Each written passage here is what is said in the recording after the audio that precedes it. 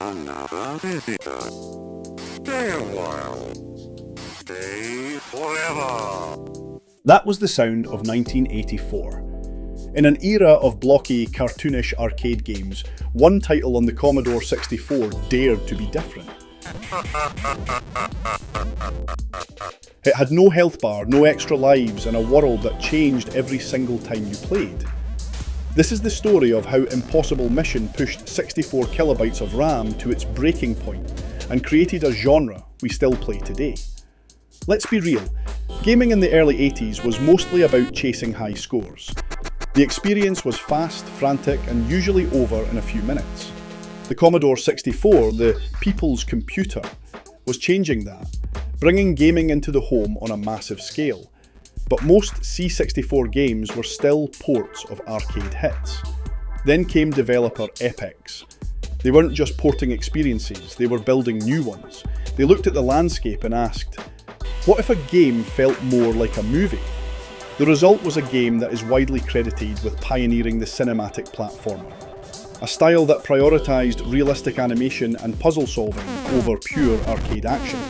It was a direct ancestor to classics like Prince of Persia and Another World. He wasn't a spaceship or a yellow circle, he was just a man. A very, very athletic man. Look at him move. That isn't standard jerky pixel animation. The game's designer, Dennis Caswell, painstakingly rotoscoped the agent's movements from an athletics book. He traced over real human motion, frame by frame, to create this incredibly lifelike animation.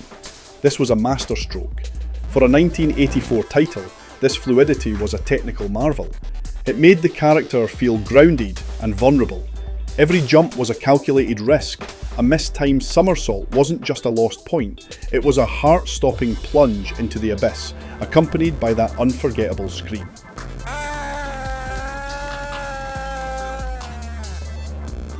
This focus on believable human movement created a level of tension and immersion that was simply unheard of on a home computer at the time. You weren't controlling a character, you were the character. But the hero was only half the story. The villain was the fortress itself. Your mission was to stop the evil Professor Elvin Atombender by finding puzzle pieces hidden throughout his underground lair. And here's the genius part. Epyx was inspired by a dungeon crawling game called Rogue and used a revolutionary technique for the time, procedural generation. While the individual rooms were pre-designed, their layout was completely randomised every time you started a new game. The connections between the elevator shafts were shuffled, making every playthrough a fresh new challenge. You could never memorise the map. You had to learn the system.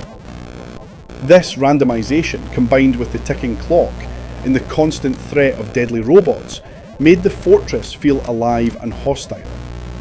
And overseeing it all was Atombender himself, taunting you with some of the most memorable digitised speech ever produced by the C64's legendary SID chip. It was unnerving, atmospheric, and absolutely brilliant. Destroy him, my robot. We thought it was brilliant. But in the 80s, the real tastemakers were the magazines, and for the C64, no publication held more power than Zzap 64. They were the definitive critical voice for the platform. Impossible Mission didn't just get a good review. It earned a stellar 95% and a Sizzler award. In the world of C64 gaming, that was a nuclear-powered seal of approval. It was a declaration that this game was essential. It cemented Impossible Mission as a flagship title for the C64. And a certified classic in the minds of a generation of gamers. The legacy of Impossible Mission is, well, impossible to overstate.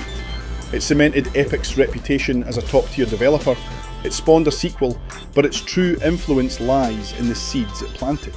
The focus on fluid animation, environmental puzzle solving, and a tense, cinematic atmosphere became foundational elements for an entire genre of action-adventure games. Without the agent's desperate somersaults in Atombender's fortress, the landscape of gaming would look very different today. Impossible Mission was a technical marvel that was in years ahead of its time. But what do you think? What was the first game that made you feel like you were inside a movie? Let me know in the comments below, I read all of them. If you love deep dives into the retro classics that built the industry, subscribe to the Outlaw Arcade and hit that bell. We're just getting started on our C64 Masterpieces series, and a special thank you for watching.